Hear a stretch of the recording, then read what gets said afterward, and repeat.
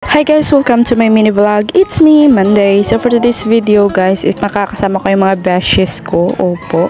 So ito na nga, maaga pa lang is nag-prepare na nga ako at pumunta na nga po ng simbahan. Kasi for today's video is magnininang tayo. Pagdating ko nga dito sa bayan is next ko na agad yung best friend ko kung saan na sila. Kasi yung anak niya, yung baby niya gan. Mag-storytelling muna ako guys about sa aming magkakaibigan. So actually, 7 kaming magkakaibigan. Nagsimula yung friendship namin way back 2013, high school days.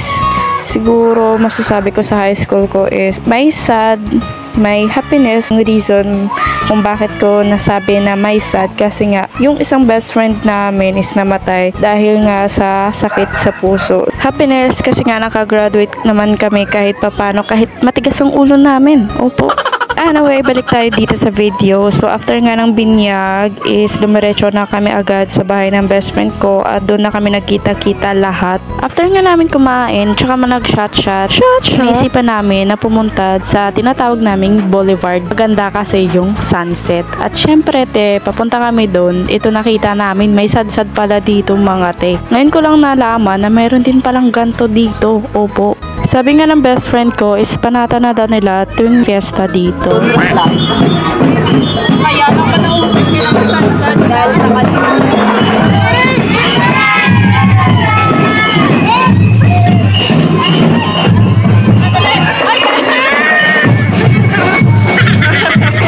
So guys, ito na nga kami sa Boulevard at syempre, tingnan nyo naman kung gaano kaganda ang view mga te.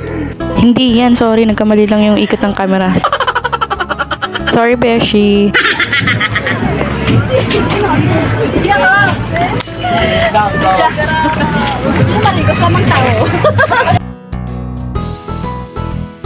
So guys, meet my besties. This is Micah. This is Jorilyn, si Pempem, si Princess, and of course, si Nene Joanna.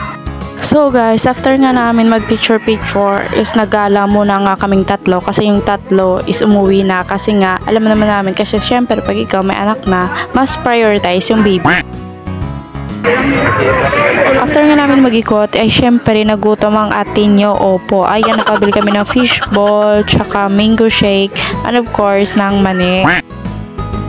After nga namin kumain, isinantay namin yung isa namin kaibigan kasi babalik daw siya. Opo.